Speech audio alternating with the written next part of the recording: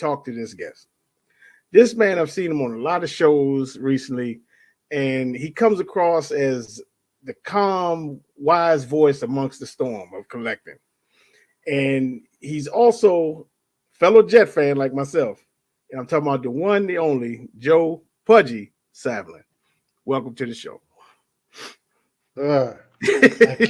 I'm always matching. You have to match, okay? What's going on, sir? It's an honor. You got my lid here too, bro.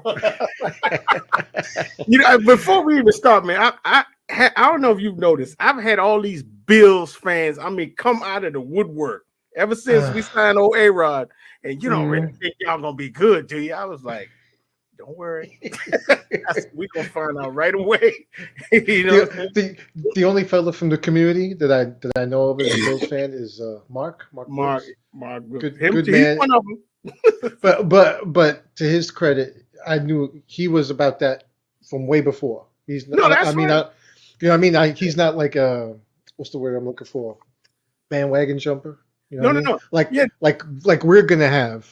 Exactly. But see, what I find interesting is they could have cared less before, but like now, I personally feel they feel a little threatened.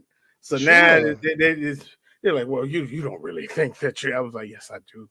Yes, I do. You can't. Listen, I hate to get all pumped up. I'm used to 50 plus years of disappointment, and I fondly remember this is going to become a sports talk chat. So we won't get too far off the rails. I got them ready. Don't worry. But I remember us being in the AFC finals against the Broncos, and that was Elway's year. That was this one is for John. I remember that one.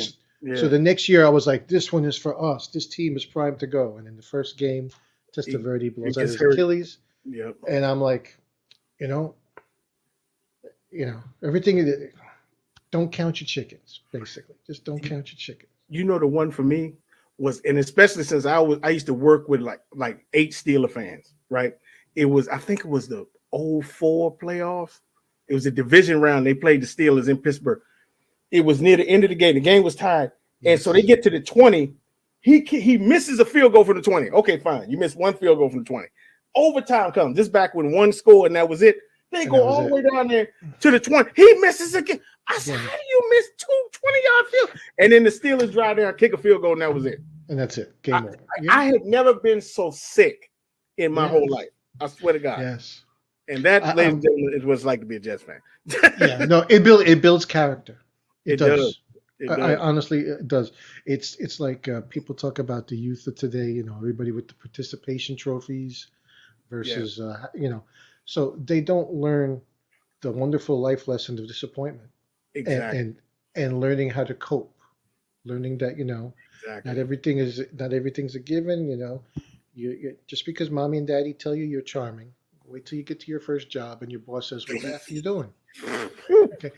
When they've been coddled all their life. So our generation learned how to cope with disappointment. Yes, Lord. And being a Jet fan, since the reason I'm a Jet fan, I'll blame my father, not because he bestowed this team on me, but because he wasn't a football fan. Really? So he didn't pass on a team for me, like a team to have a passion for.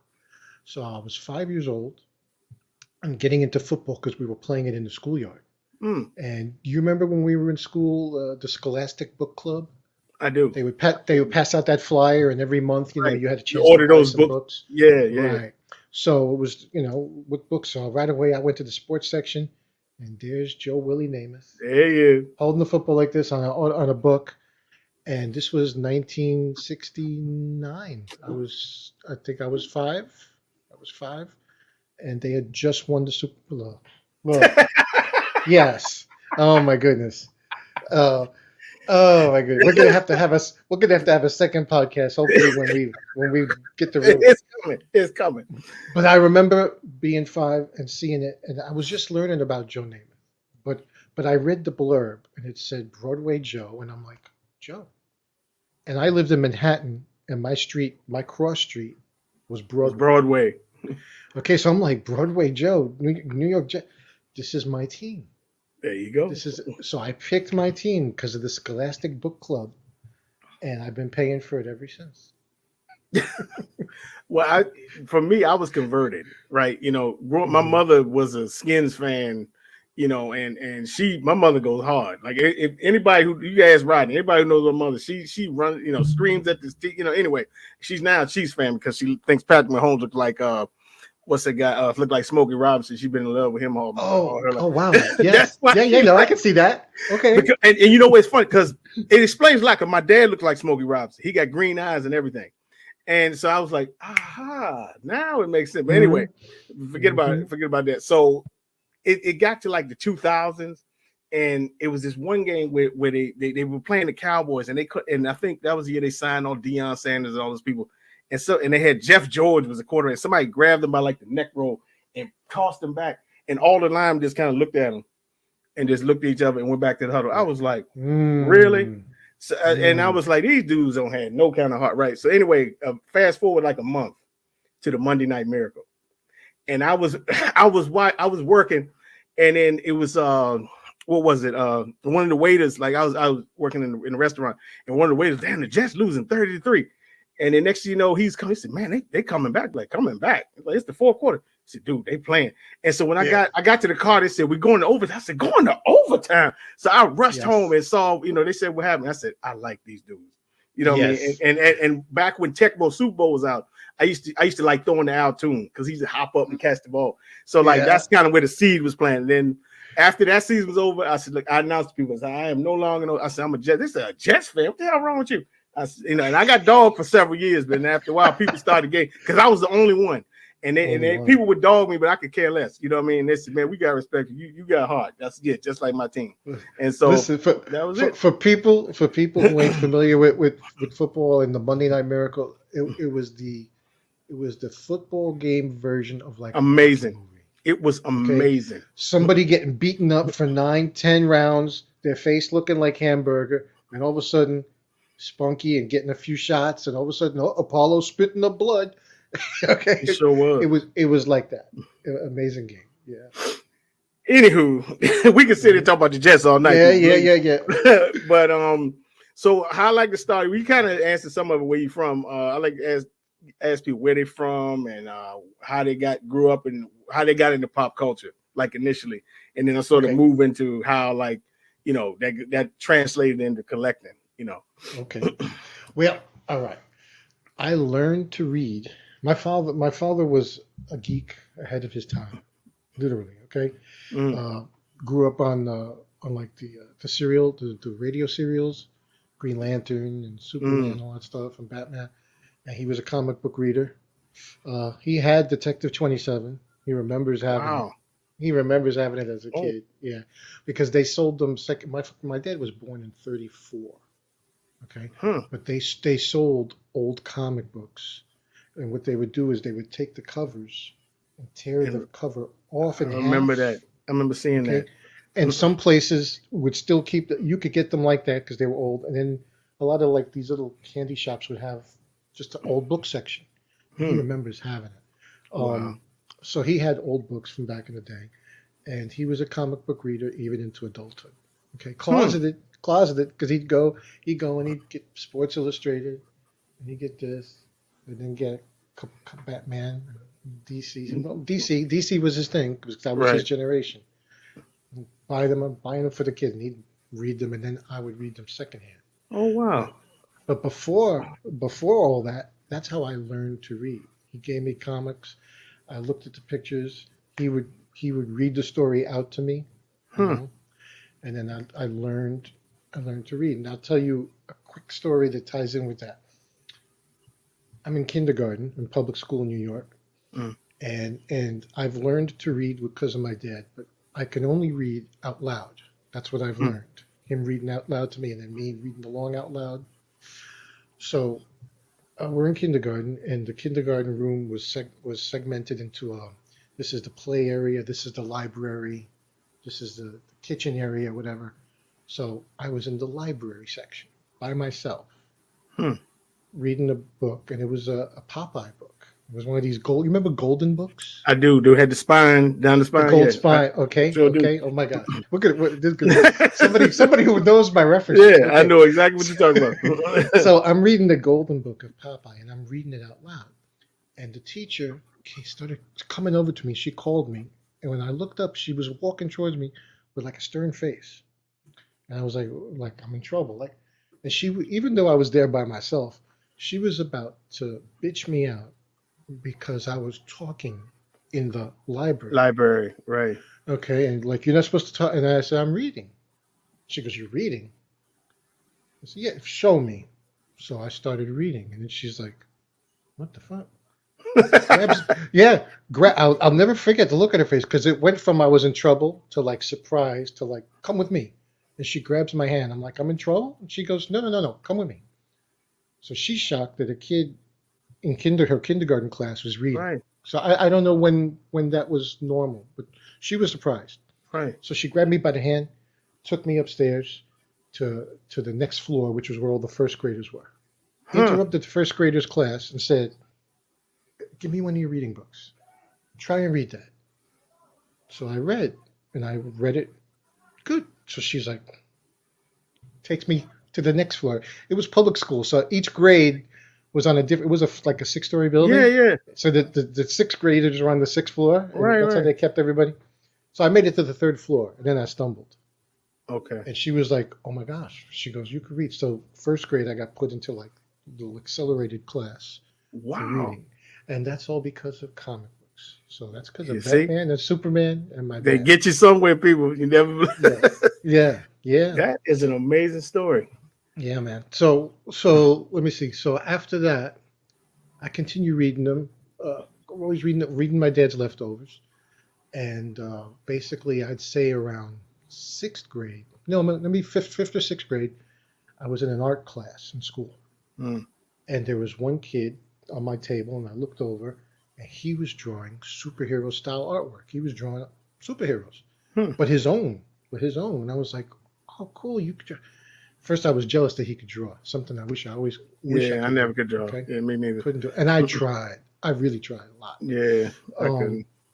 Couldn't do it. So he's drawing, and I started chatting him up, and I'm like, "Wow, you draw? You're into comics? What are you into?" He goes, "This is my own character." He made his own characters, and he's making his own strip. And I said, "What do you read?" And he goes, "I read Spider-Man," and I read. He rattled off all these Marvel books, and I knew nothing of Marvel because Dad was DC, and I'm reading Dad's hand-me-downs. Okay, so he's like, "What do you read?" And I said, "Oh, I read action comics." He goes, "Action comics?" I said, "Yeah, Superman." He goes, "That's whack." I was just thinking. So- I was just thinking. I was reading that whack mess. Okay. What else? Oh, Green Lantern. Green Lantern. You read whack shit. And I'm like, I'm reading my dad's shit. He goes, "What else?" I said, "Batman." He goes, "Batman's all right." Like Batman's universally Everybody thinks Batman's all right. all right. Okay. So Batman's all right. He goes, "You got to read some other stuff, man." So next time Dad went to the candy store with me, I said, "Dad, can I get some of these?" And he's like, you want to, who are those? I don't know those. And I said, "Yeah, but kids in school are reading them." Okay. So now the reading doubled because he still got the DC, Yeah, and now I got a couple Spider-Man and Spider-Man and Fantastic Four and stuff. So that's how I became bi, so to speak. Comic bi. Hey, there's nothing wrong with that. Okay. Don't ask, don't tell. No, So- exactly. So that's where that started, and that Huh. that was right around. Yeah, I'm gonna say I was fifth or sixth grade, maybe 10 years old, about 9, 10 years old when that started, and I started becoming enlightened to the world of Marvel, Right. which was cool because Marvel used to also print up. They reprinted them under a different title, like Spider-Man was reprinted under I think Marvel Tales, Right. I I think think that was his something like first right, appearance was Marvel till like 15 or something like that. right. Something like that. I So can't- so I would read the concurrent stuff, the current stuff, and then I'd pick up Marvel Tales, saying, "Oh, what's this?" And I'm reading stories from like 8 and 10 years before, Hmm. you know, and because the way Marvel wrote back then, there'd be the little box with Roy Thomas or Stan Lee saying, "See issue 36." Right. You know what I mean? Yeah. So then I realized I'm reading things out of, you know, out of out of congruent time and everything. But it was fun. That's how I read about spoiler. Gwen Stacy dies. The only Stuff thing like used to that. confuse me about that is they say see book whatever, then they have somebody's name like Tommy. I'm like, who the hell is Tommy? You know what I mean? Right. That would always confuse me. Well, in the beginning, like when I read the old ones, Stan the Man. Oh, okay, that's Stan Lee because I go to the front. Okay, Stan Lee, and then Roy. Who the hell's Roy? Yeah, exactly. Like, who is that? Roy Thomas. Because Right. Stan became a bigger shot, and he became the editor. And yeah, so I had this mental image of the Marvel bullpen like being like this really fun, cool place to be, which made me want to be like a And graphic that's what he artist. always said he was going for. He said, "This is our club, and Yeah, you want to be a part of it." And that's what they were going for. So clearly, it worked. yeah, it worked. Too bad my drawing skills didn't work. I They made a book that I made my parents buy, How to Draw the Marvel Way. remember that. Do you remember this book? I remember that. Yeah. Okay. Now to show you how fate was against me, this is like the sad Jet fan wah wah Charlie Brown kind of thing. Okay. I made my parents. We picked it up in Barnes and Noble. We made a trip downtown to downtown Manhattan. Right. Get this book hardcover. It's all shrink wrapped. Get home, rip open the shrink wrap. I'm starting to read how to draw, and then as I'm going along page by page, then all of a sudden, it's the same page again. I got a fucked up printing, and the middle, like half of the book, was the outer half a second time.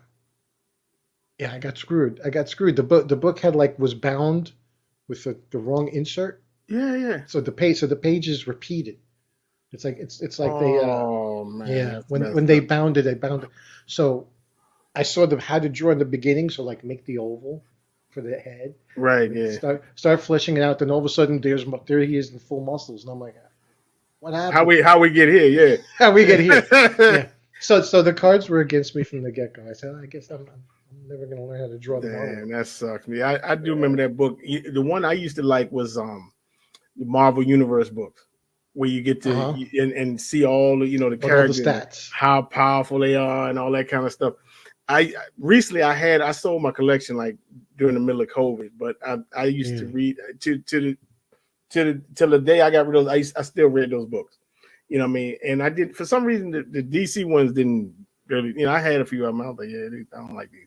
But the Marvel Universe, I used to love the Marvel Universe books, and everything. Yeah.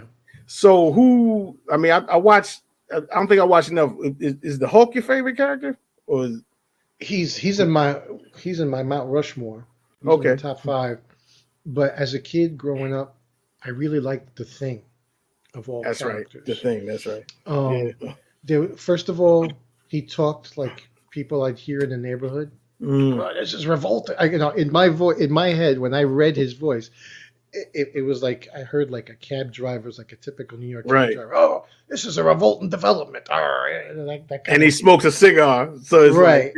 And that's why when Michael Chiklis played him in that movie, he captured my mental image of the Thing, with that voice and everything. So I liked the fact that he sounded like a regular guy.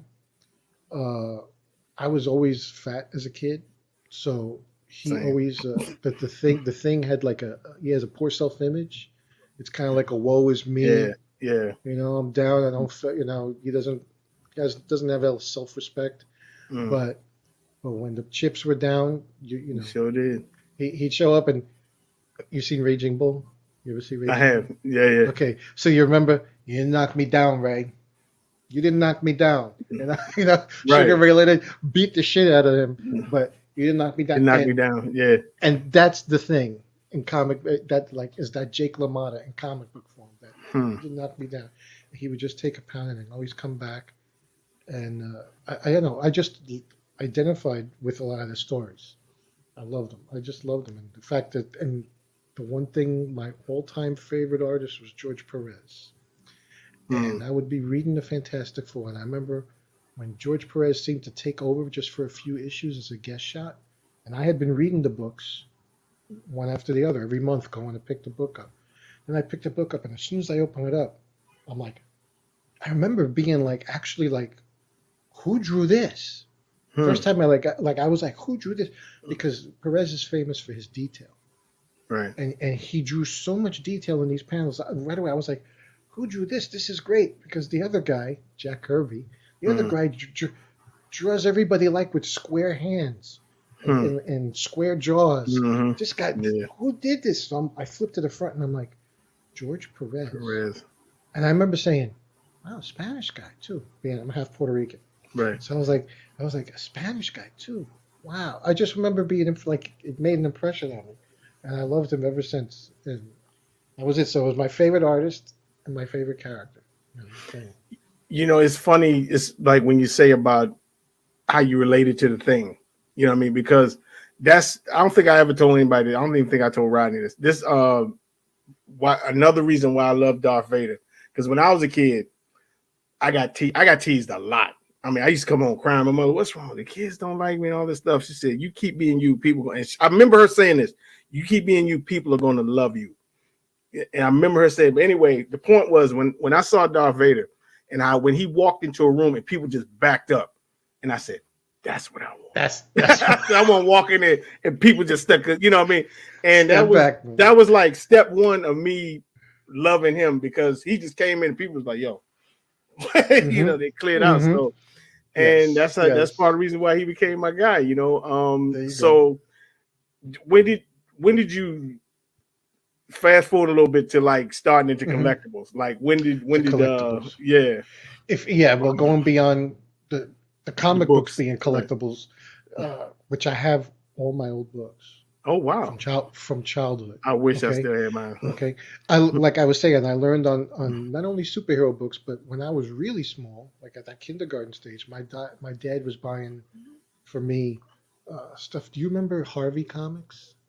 I don't. They had like they had this character like Richie Rich.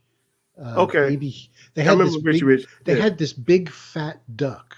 This duck called Baby Huey. Oh, I remember Baby Huey. Yeah. Okay. I didn't know that's what they were called though. Yeah. Harvey Comics. So I read those too, and I had all my comics. Now, at one point when I was getting older, it was like critical mass because I had them in boxes. We'd pass the liquor store, and the liquor store would throw out the empty, nice, sturdy cardboard boxes from whiskey, from Dewar's whiskey bottle, and they were perfectly sized to keep 2 stacks. Comics, perfect, right? So I'd go by the liquor store, pick up them boxes, and long story short, underneath my bed was tons of whiskey boxes, and then there was no more room. So it's time for something to go. So, but still having a collecting, hoarding mentality, in the sense that I love those books, and even though I'm not reading those Harvey comic books at that age in my early teens, 13, 14. I didn't want to get rid of them, but I was like, well, these got to go. These are kind of babyish. So those got chucked, but all my superhero stuff I kept. So I got, I got a lot of good Hulk 181. Hulk 180 and 181. Wow, you still got that? That's it's right here in my display case, and that's the one I bought off the rack when it came out, 1972 or 73. Oh, wow. It came out.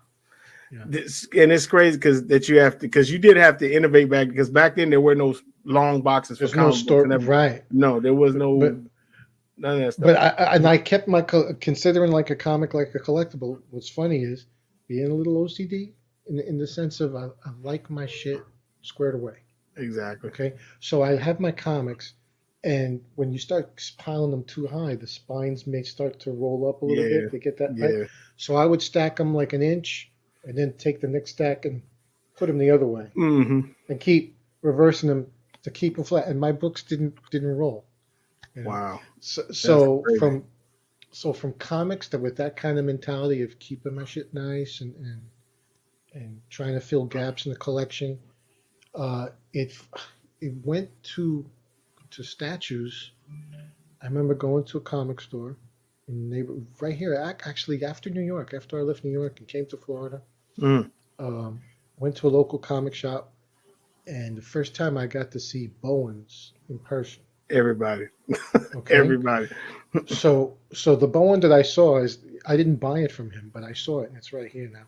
It's a Hulk that I saw the Hulk, this nice beefy Hulk like this tall, and Hmm. I'm like, holy shit, it's right off the page coming at me. It's like it's the It page in really is. 3D. It I'm really like is. I'm like, holy shit. And I think it was like 180 bucks. Mm. And I was like, wow. So I was like, this is okay. I'll be back for you. But I was looking at everything else, and there was a little figurine, a DC Direct figurine this big Hmm. of Joker. Mm. Okay, and it was Heath Ledger Joker. So when did Dark Knight come out? Oh wait. 2000. Oh wait. Oh wait, okay, Yeah. so put it around that time. Hmm.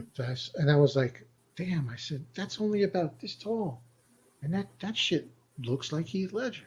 Mm. Yeah, how much? Oh, 35 bucks. I gotta get that. Boom, get it.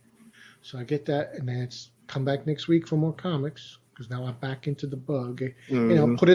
I put aside comic reading once I started having kids, and then once the kids got older again. Actually, I think I stopped when I got married, and then Dark Knight Returns, Frank Miller. That was what, like 88, That something was like that. 86. 86. Okay, 86. that would get that would be about right. Okay, Because I was so I got 11, and I remember reading that when I was 11. Yeah. okay. So I got back into the books a little bit because a friend of mine who never stopped reading, a high school buddy, we Hmm. talk to this day, and he says you gotta check out Batman. I haven't read in a while. You gotta check out Batman. It's written for adults now. It sure It's cool. was. Okay, so dipped in for a while, read Miller and collect a lot of Batman.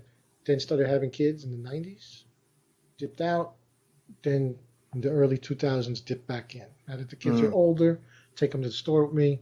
Maybe try and pass the infection along to the next generation. Mm. Okay, and I saw these collectibles in person. So that was the first one, this DC Direct Joker. And I came back for the Hulk, and he was gone. Mm.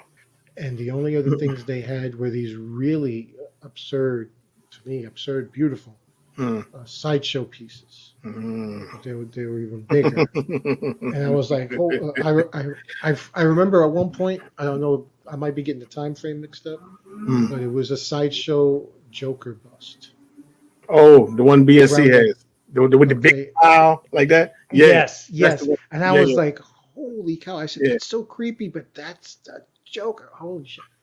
So I was on a mission to get that Hulk. And that was my first foray into eBay. There you go.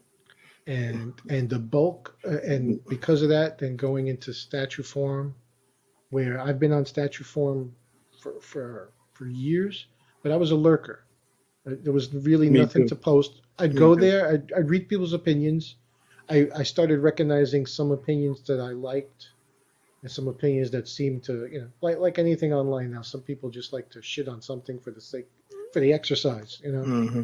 But then some people would give good criticism, and every now and then you'd see somebody putting up beautiful pictures.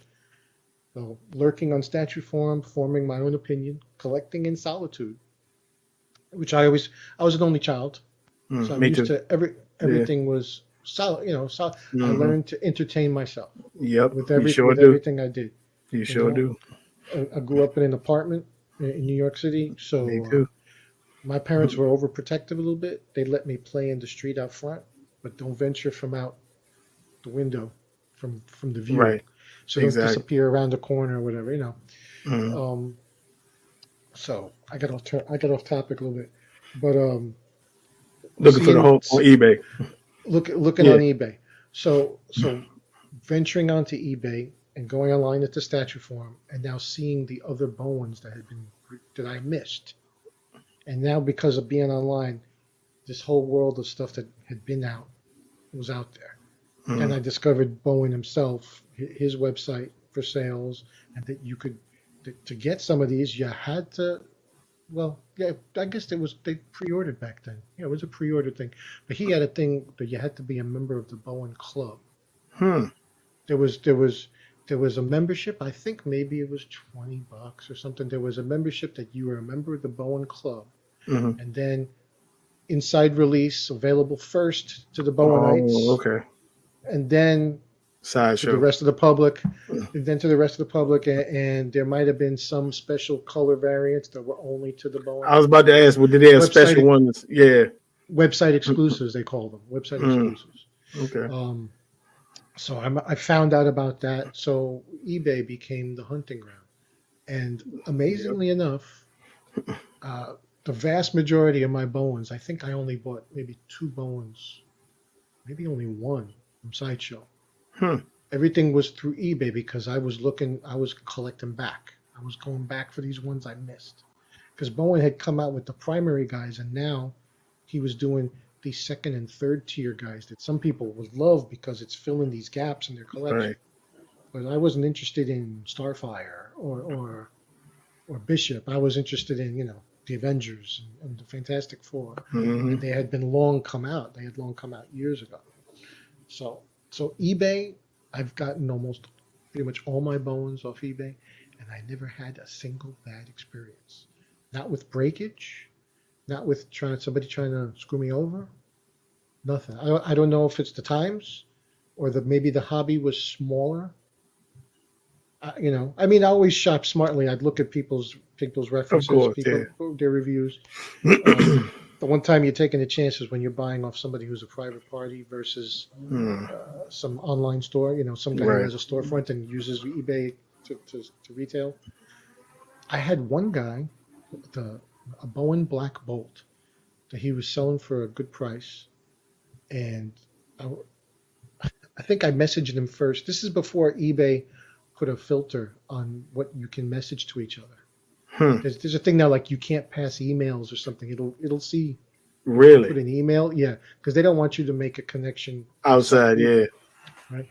So so I was hitting him up for some reason. I think I had a question about it because I couldn't see something clearly, and he sent me more pictures, and then said, "Listen, if you want to buy it outside of eBay, I can sell it to you for a little bit cheaper, but it'll be outside of eBay."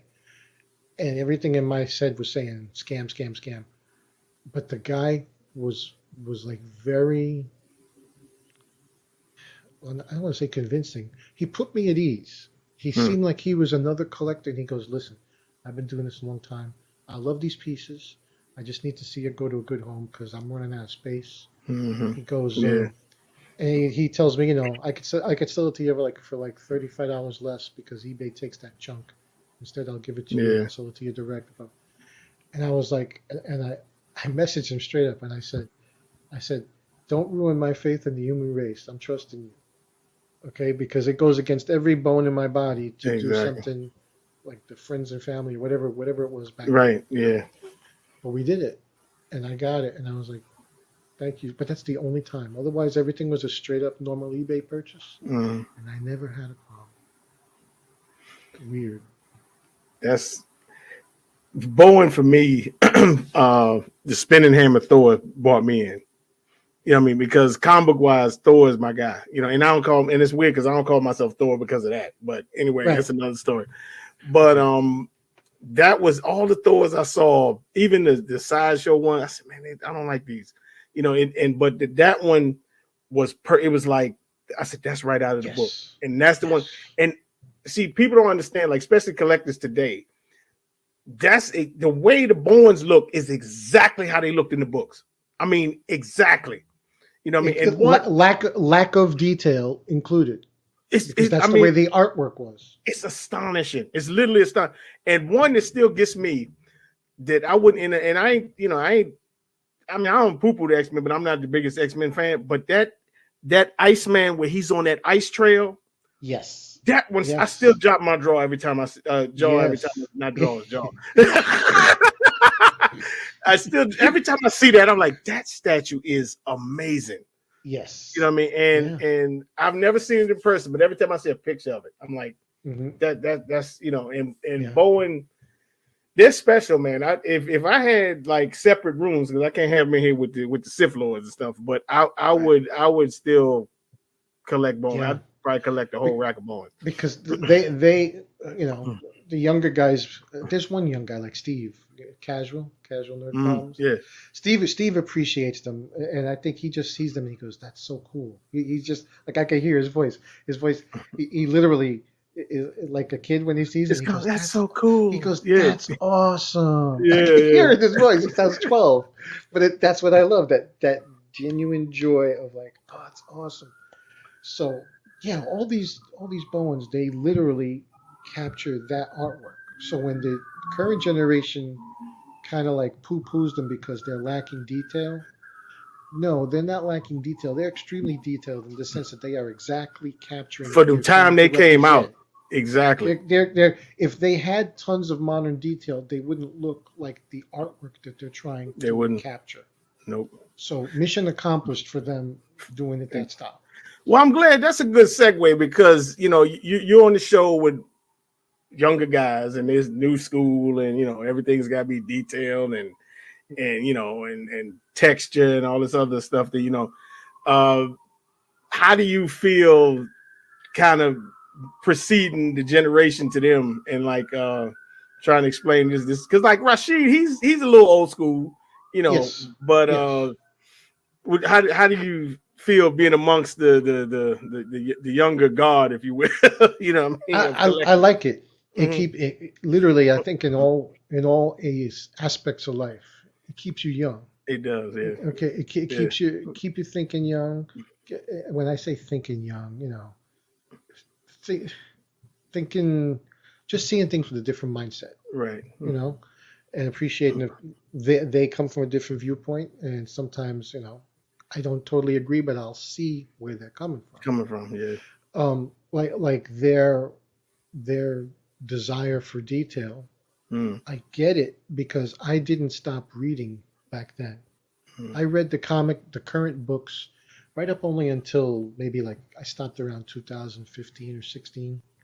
When I think female Thor became worthy, and I was like, okay, Yeah. That's when I and, stopped.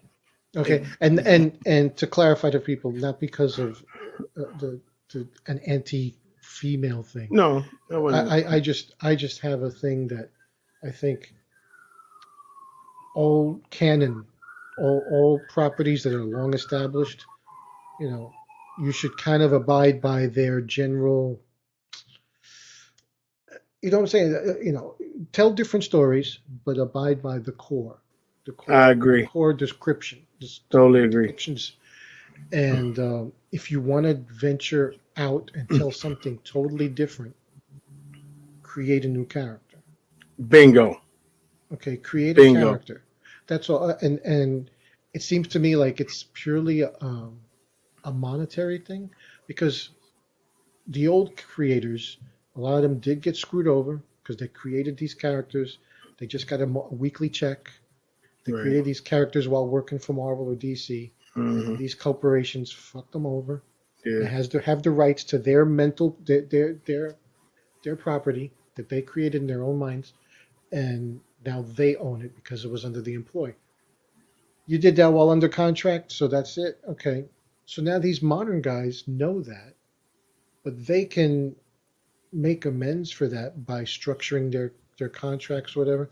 They don't seem to do that at all. So instead, they'll create for indie labels. They'll create new characters like Bendis and Mark Millar. They'll go off on indie labels and create their own new characters. But when they're working for the mouse or whoever or for DC, Hmm. they'll just do all these different spins on the characters and change race, change sex, change gender, change sexuality, change. And to me, there are certain core things that should be canon, I agree. and Totally. that's all. It's my kids grew up on pop culture. I have two daughters, one Mhm. son and two daughters, and they grew up. My daughters grew up watching Sarah Connor. They Hmm. grew up watching Ripley. Ripley. Yep. Okay, they saw tons of images of strong women Yeah. in Sure. action roles, kicking ass and being dominant. Right. Okay, Laura Croft. so yeah, Lara Yeah. So the Tomb Raider, yes. So there's tons of examples of that. That it's not it's not something that I poo-poo. It's just a matter. I think that certain things should be that way. That's an old fuddy-duddy way of thought, I guess. But what brought us on that? We went off. I have no on a idea. I don't tangent. even know. I have no idea. You're supposed to keep my ass in line. So statue wise, Yes. what I know it's hard to kind of. Do you have a top 3 in your collection? Because I know it's hard to narrow it down to one. And I always say they're almost like your kids. It's hard to say. Yeah. Like, which one is my favorite child? You know what I mean? Yeah. So, yeah. No, literally. It's literally like that. Yeah. Wow. Well, sometimes. Bowen, you know. Yeah. Sometimes it's whatever you just most recently unboxed for a little while. It's like, oh, it's beautiful. But what immediately comes to mind, a lot of people are going to expect it just because behind me, Hush Superman. We were talking about that a few shows ago. Yeah, Hush Superman. Soups is not my number one character, but he's very high up there, and it's because it was my father's favorite character. And a lot of times when I read Superman or when I watch the movies, I get like a daddy flashback. Right. Make me a little teary, you know? Yeah. And when I remember like when I opened it, and I opened it only to check it for breakage, and then had to put it away because I had no place to display it. So it was put away for like a year and a half or so. Okay. Basically, I bought it because I thought we were going to sell this house and move. And that fell through. We didn't do it. So I was getting a much bigger man cave, and I had a mental vision that like there was going to be stairs where I went up. It was like a man cave over the first floor house, and I was like, that's where that Superman will go. I'm going to order it. It's going to go right there. You come up the stairs. There's going to be a picture of Superman with him right there. Bam! Welcome to my fucking cave. Okay. I had it all mentally planned out, and then the house fell through. Statue arrives. I check it for breakages, and I'm like, holy cow, this is amazing. There's something, I love these 1/6, but the impact visually of a 1/3, I hear people say first time, when you're used to Bowens and all of a sudden quarter you see scales, this, bam, and literally I could hold him like hold him like the Lion King, like this. I'm like the light come out of the sky. Yeah. Yeah. So I'm like, this is. Then he starts flying. You're like, wait a minute. and the detail, the texture and everything. So because of new books and their detail, I get why young people want detail because the artwork is more detailed. A lot of their imagery is from movies. And of course, movies hyper detailed. You're watching real life actors. Right. So with all that imagery, young collectors want more detail. So when I see this detailed piece and it's huge, and then it reminds me of Dad, and I'm like, damn, I wish Dad could see this. He'd be speechless. Look at the size of this thing. So that's one. If I had to narrow it down to 3, probably also Probably also Batman right under him. Batman's more my guy, right? But he was Dad's too. But I remember taking a real hankering to Batman. Thought it was cool. Neil Adams' Batman in particular. His artwork just bam. So that would be number 2, and a third one. Wow, that could be tough. But I'll tell you one that I really love is the Iron Studios Punisher. That's one that when I opened it, I was like, my search is ended. That's my Punisher. Rodney maintains that's the best Punisher out there. Yeah, I believe so too. Better than XM, better than Sideshow. Sideshow had the one. What's the artist? I think his name is Olivetti, Ariel Olivetti. That one where he's got the gun up with the slick back hair. He doesn't like that one. He doesn't like that. He says he's too big. He says he's overly bulky. Big. Yeah, he says he's not that big. There was one artist, I think it was Olivetti, that version was kind of based off of his artwork. Right. And I remember seeing it at the time. I'm like, okay, yeah, that's cool, but it wasn't exactly the Punisher I wanted. When I saw this one, I was like, oh, mission accomplished. That is a Punisher. Check. Look no further. You know. So I would Yeah. say that's probably. But again, I could have 1, 2, and then 3 A through L. I could keep checking out different ones. It's funny. I wanted to buy that piece because when we before DCX, we called our channel Darth Castle. It was just me and Rodney because he Mm-hmm. likes the Punisher Frank Castle, and then we Mm-hmm. combined it with Darth, like it was a Sith Lord, Darth Castle. Uh-huh. And we took a picture one time when that night when he unboxed it. I put the Vader next to the Punisher, and we took a picture, and that was our Darth Castle. So I wanted to buy. I wanted to have that permanent. It just never happened, but I always wanted to get that piece and have both of them together. You know what I mean? It's beautiful. It is. It is. And But oh no, go ahead. if you like the Jim Lee version too, that it comes with a second head, and that's the head that looks a lot like Jim Lee's artwork. He has a bandana. Oh, that one, yeah. I use the other one. I don't use the Jim Lee head. The other one, I call the other one the Cartel from Hell head because to me it looked just like Cartel from Hell. Yes, yeah. It looked just like Cartel. But we wind it down because I want to get to the cars too. You really into classic? That's another absolutely. one of mine. I love me some classic cars. Yes, sir. And Yes, it's mostly sir. because of my godfather. My godfather, he used to have a '78 Mark 7 Lincoln with had the big boat. the imprint. That's the big boat. Had the wheel thing on the trunk. You know what I'm talking about? Yes. That one. Yeah. With the opera window, with the 2-door with the opera window in the back. Yeah, the 2-door, exactly. Okay. Yeah. And then after that, he got this '78 Buick, and I can't remember which model. And he used to take us. It wasn't a deuce and a quarter. No, it was 2-door, but it was a '78, whatever it was, and it was green. And he'd take us to school every day in this big green Buick. And I told you before we got on, my mother had a Dodge Swinger, and I personally I had an '82 Eldorado that I was trying to upgrade, that I was trying to restore, but it just got too expensive, so I had to sell it. You know what I mean? Yeah. So, and then after that, I got to see you pictures. After that, I had in fact, I'm going to send it to the producer too, so he can throw it up. I had a 2006 DTS Cadillac, and I had spokes, rims on. I put Vogues. It was sharp, and somebody hit it. I mean, it was clean. Man. I had people like, man, that's so bad. One time, a quick story. I went to a barbershop, and this guy had this Mercedes. And he was like, man, he was a young guy. You know how they are. Yeah, I got the tightest car on the block, blah, blah, blah. And the dude cut my head. Said, you ain't seen his car. What you got? I said, I got, man, I don't see it.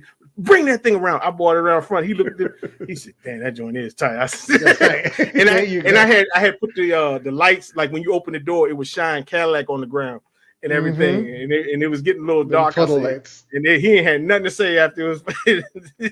You know what I'm saying? Massive flex. Right. Anyway, but as far as you, sir, getting into cars, how do you roll? Oh my gosh. Well, I'll tell you. Okay, I'm a Mustang guy. I love anything American muscle car. Right. Okay. But I'm a Mustang guy. I remember being a kid and driving around with my father and my mother. And I remember looking out the window and seeing a 66 Mustang, which was a used car then. It was a couple of years old. I was 5, so this was like in 69 or 70. And I just saw it and I said, that car's cool. What's that? And my mother liked it. She goes, oh, yeah, those are Mustangs. I like those. And I remember liking it. So now the mission was on as a collector to get a Matchbox or a Hot Wheel of that car. Right. Okay. And I got one. Right. So boom. So that car got tons of mileage on it.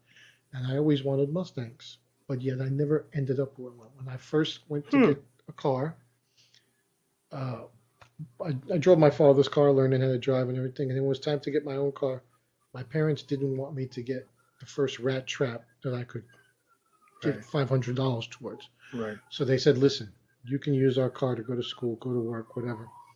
They said, you save money, and whatever you save, we'll match it. Oh, wow. Okay, but you gotta keep your job. Show us that you're going to be responsible, because just because you buy this car doesn't mean that the bills stop. For real. Insure it. You're going to put gas in it. Fix we're not it. fronting that. Fix it when it breaks. So you show us you're responsible and you can maintain a job, and we'll match your savings. And show us that you can save some money. We'll match your savings so you get a decent car. Okay. So I had a buddy through high school that his brothers owned a gas station. And they always had a line on good used cars in the neighborhood and stuff. And they had connections with other garages. And they had a connection with a body shop that had just gotten a couple of cars. I think he repoed them, and people didn't pay that. So boom, the guy brought the cars in for work. Sometimes they don't pay, so they go to court and hey, I own the car now. You haven't paid me in 2 years. I got this car. Oh wow. So they said he's got 2 cars that are nice, a Camaro and a Mustang. I said, okay, what kind of Mustang? 69 Mach 1. And I'm like, oh, okay, and a 75 Camaro. Okay, so because they're both already painted. They've been painted and they're there. So I tell my parents we're gonna go. I want to see these 2 cars.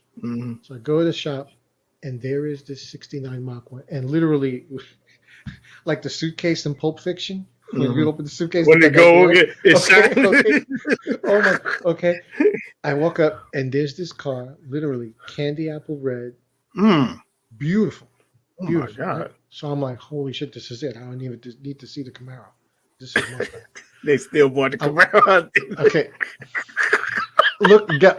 Walk up inside and look inside, and guess what? This Camaro, this Mustang, 428 Cobra Jet engine with a 4-speed. It was a Cobra. 428 Cobra Jet had the 428 script on the shaker. Wait a minute, that wasn't a Shelby, was it? No. Okay. But it's got That's mine was the Shelby. It's got that engine. So it's got the Cobra Jet script, and I look inside, and it's a 4-speed, and there's no interior. There's just one bucket seat for the driver. The interior was stripped. Oh, okay. So I was like, does it have interior? And they said no. That's the way the guy brought it in to be painted, and then it was going to go back and he must have been together. A race car or something, yeah. Okay. Yeah. So my father goes, forget this. There's no interior. And I'm like, I said, it's got a seat. So he's like, it's got a seat. Like, I can put some seats in there. I'm like, he goes, there's no interior. It's bare metal. I said, but that's all right. I can work on it. Then he goes, it's a stick shift. You don't know how to drive stick shift. I'll learn. Right. No, hold on. And my father knew cars, and he sees it's a 428, which I could have killed myself. Right. Okay. So, especially not knowing I don't drive stick either. Yeah. So he goes, let's look at the Camaro. And the Camaro was there, and the Camaro was pristine, looked sharp. It was all new. Well, it had only like 40,000 miles. Oh, wow. Okay. Yeah. Inside and out was clean, all beautiful pearl white. And my father sees that and says, and they're both, he was looking for the same money for both of them. Right. Either one. So my father's like, this is the car. And I'm like, I keep looking at the Mustang. And he goes, 40,000 miles. It's ready to go. Right. You can go to school tomorrow in this. Yeah. He goes, that's a project. So I'm like, so the Mustang was the car that got away, especially that Mach 1. Okay. So fast forward, I ended with the Camaro, and I'm a Mustang guy. In my adulthood, I finally got that 66 that I saw when I was 5 years old. I bought that when I was 30 years old. Oh wow! For $5,000. Okay, for 5 prime ones. For 5 prime ones. Okay, from an 18-year-old kid who bought that car as a rat trap, brought it home. His parents said, "What is this thing?" They had family who did body work and stuff. They said, let's let your Uncle Tony look at it and let Tony work on it and make sure it's safe. So Uncle Tony showed up and said, kid, this car needs work. He goes, you finish your school, graduate, and get accepted to college. And when you come out, this will be my gift to you. This car will be ready for you. Wow. So this guy cherried out this Mustang, made it beautiful, gave it to the kid as his gift. The kid drove it for 6 months and then didn't want it because didn't have air conditioning, and he had to roll down the windows. Oh my God! And when like when he'd pull up and the chicks were on the corner, he'd have to go like this, and it wasn't cool because everybody was rolling up in 5.0s, right, and hitting the button. Okay, so he didn't want it anymore. That's so crazy. He was selling it. So I buy it from him. I give him the money. He signs the registration. I said, how old are you again? He goes, I'm 17. I said, I'm 30. I said, when you hit my age, you're going to be crying. You'll regret this day for the rest of your life. You're going to be crying. Give me them keys. Did it have like the shingles on the back? on the back? No, no, Oh, okay, no, yeah. no. But it's a hard top. It's not the fast Oh, top. okay. I know what you're talking about. Yeah. But I still have that car to this day. Wow. Took Raised my kids in it. We'd go for ice cream in it, go for hamburger, go for White Castles. Yeah. So that car I still have to this day. I And saw my current pictures. I saw pictures of my father when he was dating my mother. He had a 70 Chevelle SS. It was cold. I might have to dig up some pictures and so you can throw them up. That's on the Mount Rushmore cars, right? Yeah, there it was sharp. It was Yeah. sharp. And then my godfather, he had a 69 Jaguar that somebody gave him because it was too expensive to work on. It's you can have it. Yeah. And I looked, I said, what is this? He said, oh, that was like the one that was in Money Talks. That's the one he had, but his was a coupe. It wasn't a convertible. Oh, The movie, okay. yeah, and it was 2-door because of the coupe. So it might be the XJS. I think. Maybe I can't remember. It was a coupe, whatever it was, because the one in Money Talks was a convertible, but it was the same model, just a coupe. And that's like what to me, they make some sharp cars now, but it's just to me they don't have the personality like cars did back then. No, you know what I mean? Nothing When you very say few. like as soon as you said that, I a mental picture, I know exactly what you're talking about. You know what I mean? But me personally, the Shelby, that's my Mustang. Yeah, like, me too. With the two stripes down the middle and everything. With the Oh skunk my stripes. god, that thing is amazing. It's still on my list. It's still there. But me, I'm more of a luxury car guy. Like I like all the pimped out kind of stuff and your Cadillacs. Do you drive with the wrist right here? Like that? No. I mean, I used to lean, but I don't do that. There's one I still want. They got it's a limited edition. The Cadillac made. It was called Brome d'Elegance, and they didn't make many of them. And I've seen a few of them on eBay. And I said, man, I want one of those. You know what I mean? And a guy used to live down the street from me had a Seville, the slant backs. Yes, and it just stayed there. And I was like, man, I wonder if they want to sell that car. You know what I mean? And I want to go knock on the door, but I never did. You know what I mean? Cars is a hobby. This is my one of words to advice to the younger collectors too, because they get overwhelmed in the hobby, especially now. So many different companies releasing stuff, constant flow of new shit, and it can be overwhelming. Okay, so I always tell them, believe it or not, I say sometimes it helps not to get out of the hobby. I see so many people announce their departure. I'm out. There's no reason to leave, but you shouldn't be a one note song either. Develop other hobbies. Okay. Yes. I said I'm into photography, and what do I do with my photography? When my pieces come in, I got a new subject that will sit there and shut up and let me take a zillion pictures. There you go. Okay. I got multiple hobbies that. Do they take away from statue money? Yeah, but I think it's a healthy thing. It is. It sure is. Balance. It's balance. So I rotate between. I got a passion for photography equipment, for cars, for expensive shit, for like home theater stuff. I love trying to hook up my theater and theater. This room. I don't got no theater. It's just a matter of making my man cave into my little miniature. Right. My little miniature theater. Yeah. Hooking up the Dolby and stuff like that. So there's different things that vie for my dollar, but it kind of keeps you more grounded because instead of should I PO this and PO that and PO that and getting overwhelmed with 10 POs, I get overwhelmed in a different way. It's like, okay, I got 2 pieces on PO, but I want to get that lens. So I'm going to save my money till I get that lens, or I'm going to save my money for the other hobby or I'm into watches too. So I don't want a watch. I wanted one top tier watch, and it took me till I'm 60 years old to get it. So, but like that. But you got it. But I got it. So there's different things that you can aim for, and it kind of helps keep this hobby in check, and it's not as overwhelming because you have varied interests. Don't let the hobby overwhelm you. No. Engulf you. And that's why Vader make ribs. Okay, that's another passion. Being able to cook, yes. So it's great. Well, y'all, unfortunately, we have run out of time. I feel we might have to bring you back for part 2, bro, because I'm we down. you know what I'm saying. But we will catch you next time. Joe, thanks for coming on, man. I really Oh no, appreciate thank it you. I and appreciate the everything. invite. Love it. Yeah, yeah, and we definitely going to do this again. But thanks Yes, everybody for sir. watching. Just ask for a friend. We catch y'all next time. Take care, Peace. people.